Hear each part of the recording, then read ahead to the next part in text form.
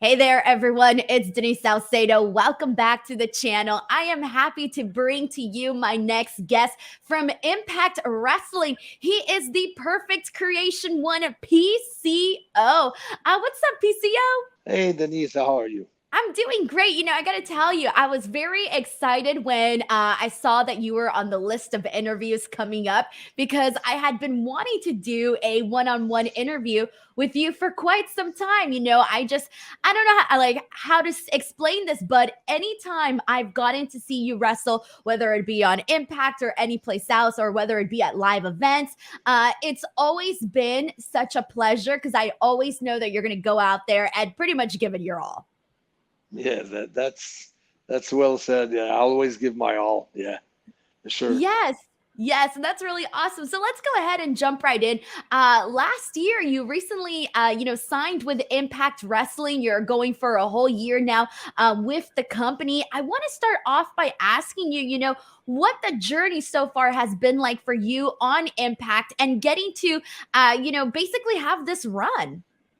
Yeah, basically, the first year that I was with Impact, we took it like 3 months at a time or something like that, and I really enjoyed like my time with Impact. I really thought that was the best company, the company who knew creatively where to go with my character, what to do, what really I had inside myself. Uh, they kind of were able to read me off, and that's a lot to me. That means a lot to me. That was one of the strongest point that made me resign for a full year with Impact because they exactly knew what they had to do in order to make this thing really, really, really work. And what would you say has been, because you kind of mentioned, like, they understand you, they understand who you are. What's been your favorite thing that you feel presentation wise, match wise, story wise, that you feel has really, I guess you can say, hit the mark for you, on Impact and with the fans and everything that you've been doing? I mean, a lot of things, but I can tell you a few things. Like they, they did. We have we redone the whole. Okay, PCO's dead. We're gonna give him some current, like put the electricity on him, put him back to life.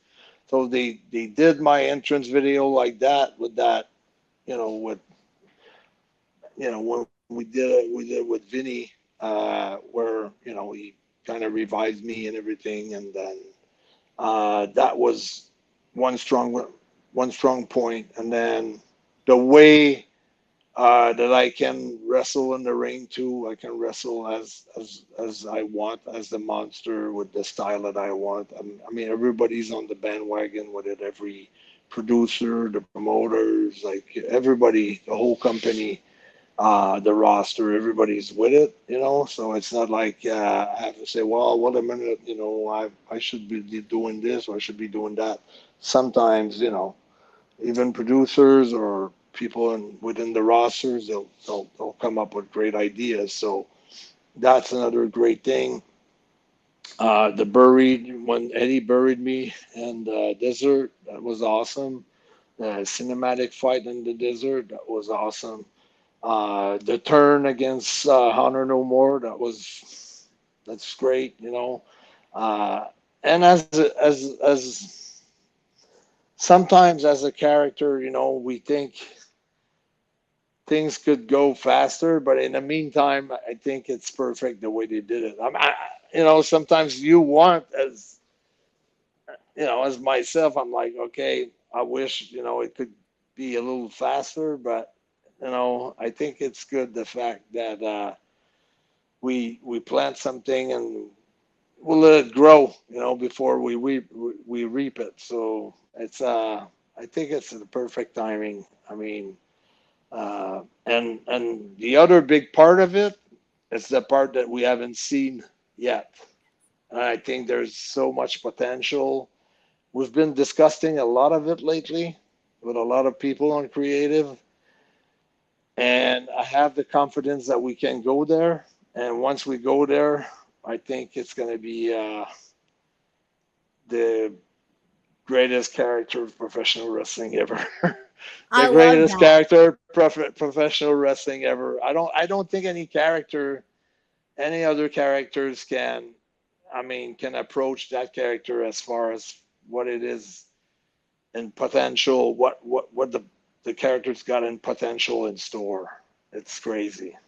I It's think super crazy. what I love about you is that you're just like this person that you when you come out like you're just cool, you know, like you're cool. Like I'm curious what like when you come out I'm like what is this, madman gonna do next? What can I Yeah, expect from him? And I think that's always I feel like, whenever you go out there it's like it's I feel like it's special for the fans. It's a special thing because you're wondering, hey, what's he gonna go? What we can't get into the mind of PCO. What is he yeah, thinking? What is he gonna do next? And I feel like that's yeah, part of what I has just really been like this, second portion in your career. So I do want to yeah, jump into that because you're, obviously PCO is not human. We know this. yeah, And yeah. you're known for doing all of these crazy things, whether it be on videos, whether it be in your matches, just across the board.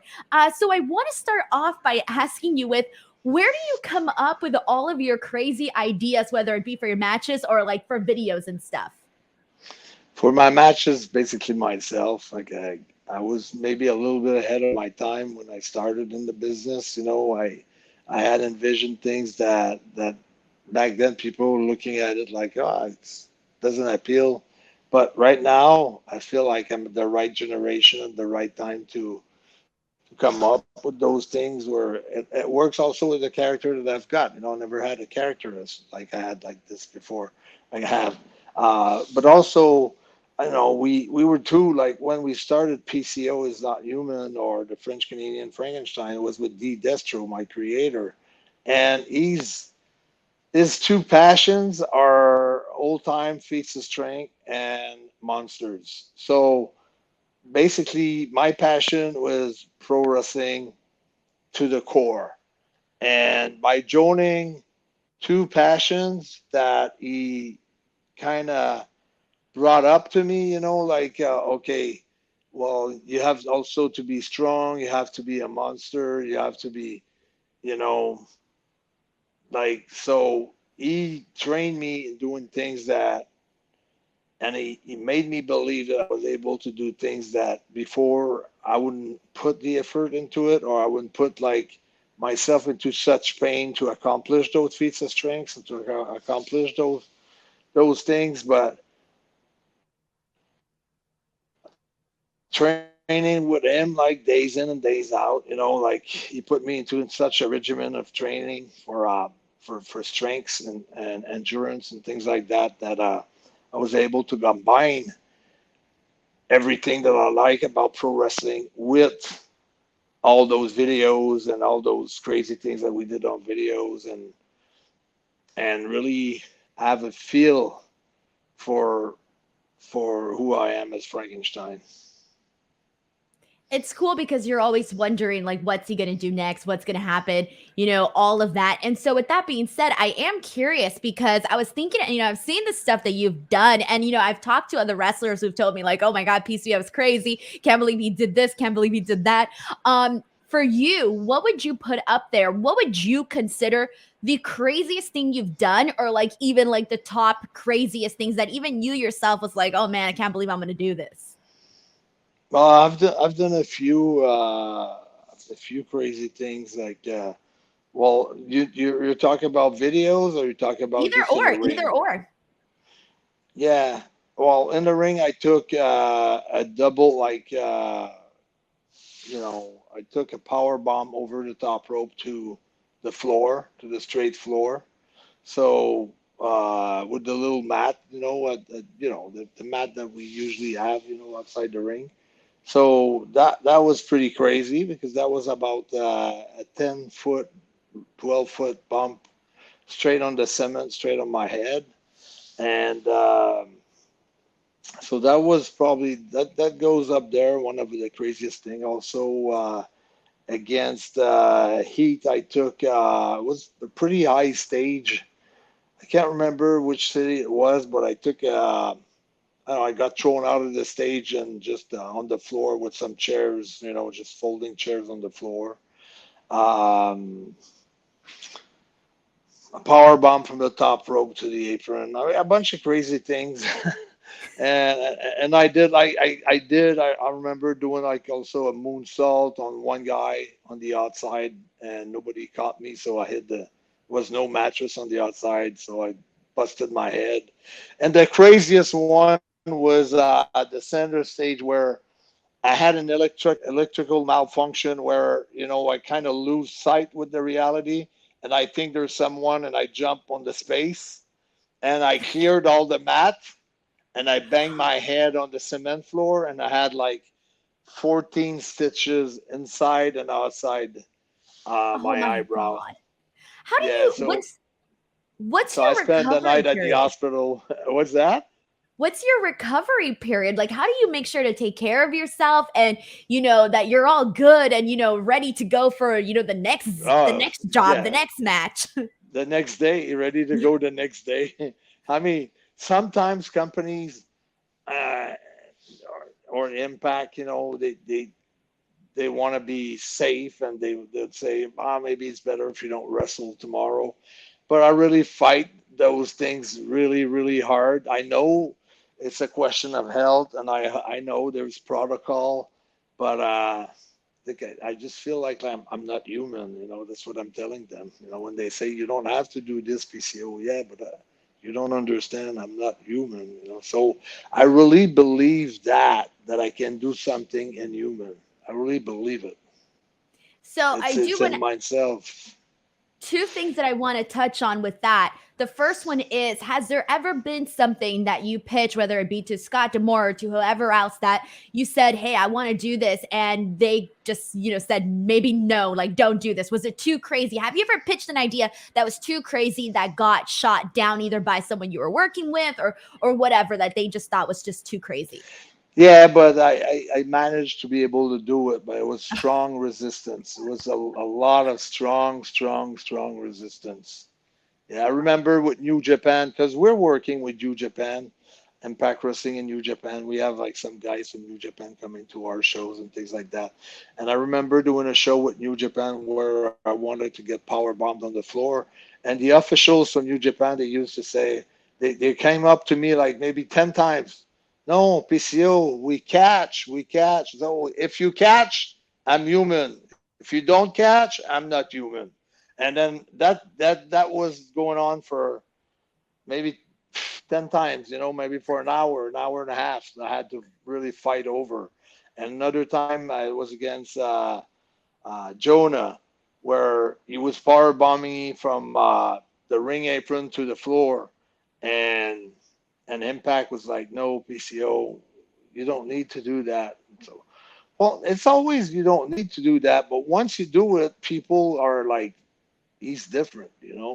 so that's why sometimes I really want to do it, especially if I know my body enough that I can control the bump. That I know Right. it's not my first time. I've done it like 5, 10, 15 times before. When I played hockey, I mean, I used to get up on we're playing hockey between friends and before a game or in between periods when I had to pep talk the boys saying, hey, we're going to win this game. I'd take my skate off, or sometimes I'd keep my skate on.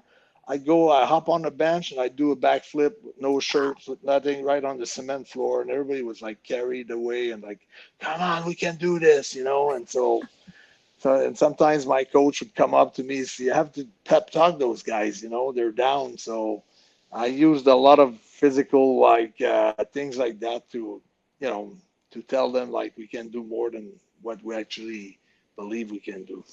So I do have a question about that. That was the second portion that I wanted to touch on. Is what is it? Is it a daredevil spirit? Is it a mentality thing that you can do anything? Is it just making sure that you're bringing something different to the table in this new age? What is it that makes you go out there and do these things? Well, my passion for the business, for me, it was always like, well, I'm willing to do things that maybe others aren't. willing to do. It started like that, you know. So just to say, yeah, I'm really dedicated to this business, but also knowing that was able to maybe pull it off because even as a kid, you know, I would always do some pretty crazy things, you know. So I knew, I always knew like I was that guy who could take a lot of pain, absorb a lot of pain, and pretty much, you know, get away with it in a way, you know, with bruise, with pain, with a lot of, you know, things that would follow that, but then I was able to live with it, you know. Uh, I don't know if, you know, when we were kids, you know, we had like those little mini cars where you know you do like demolition derby with them, and we used to put like weapons in our like I was the driver, had like 5 or 6 fast guys pushing me against another guy who was in the car with you know like spears and shuffles and all kinds of weapons attached to that little box car, you know, for kids, and then it was until someone quit, and I would never quit. You know, I would make sure the other kid would quit, was scared before I was scared. So, you know, that's the way I kind of grew up, you know, and I kind of carried away with me in hockey when I played hockey. I was pretty crazy. Not in a way where I was slashing people on the head and things like that, but if I had in my mind that the guy that was 6'6" and 240 or 230, then I would try to leverage him over the board, and I would try that during a game. You know, that's the way I was. I love that. I love that because it's a So frame of mind and I feel like it's so unique. And I don't think I've ever met anyone like you that can just go out there and do stuff and be like, yeah, it's totally cool. No big deal. That sort of thing. So I do want to ask you yeah. because I think this is an important question in my opinion. Is there anything you are afraid of? Is there anything where you're like, nope, not doing that, never would touch that. That's too crazy for me. Uh, it depends if it's my fields of things. Yes, like I know like I wouldn't be a good Formula One driver because I'm a good driver in everyday life situation, but on a racetrack I wasn't that that talented. So that's not something that would be a good Formula One driver. You know, it's I don't know. It's hard to explain, but there's things. There's definitely my things. There's other things that they're not my things at all. All right, PCO. So I know we got just a minute left. So I do want to ask you because for the end of February, from February 24th through the 26th, Impact Wrestling will be coming to Las Vegas. You're going to be having No Surrender and Fallout as well. Just a quick, what can fans expect from that show coming to No Surrender coming to Las Vegas? I think like every other like the last show we had in Atlanta for Hard to Kill was to me it was an awesome show, and I think No Surrender would be no different. It would be like make sure you get your tickets, make sure you're part of it, make sure you're there. I feel like we're on a growing path right now at Impact Wrestling. We have a hell of a roster. We're so many talented guys and ladies and women, and everybody's so talented and part of the roster. It's a good mix of all kinds of style, high flyers, technical monsters, all kinds of styles. So I think that it brings everything to the table, and I think it's an experience that you don't want to miss in No Surrender in Las Vegas, yeah, for sure. And I will be there signing autographs, signing photos, selling T-shirts with the staff of Impact Wrestling. Perfect, perfect. Well, PCO, I could chat with you a lot longer, but our time is up here today. So thank you so much for joining me and just telling me about all of it. I love to learn a little bit more about you. It was absolutely great. I'm going to make sure to post all of the links where you can follow PCO and Yeah, watch Impact Wrestling in the description box below. And until next time, this is PCO. He's not human. I'm Denise Salcedo. We'll see you guys next time. Bye, everyone. thank you very much.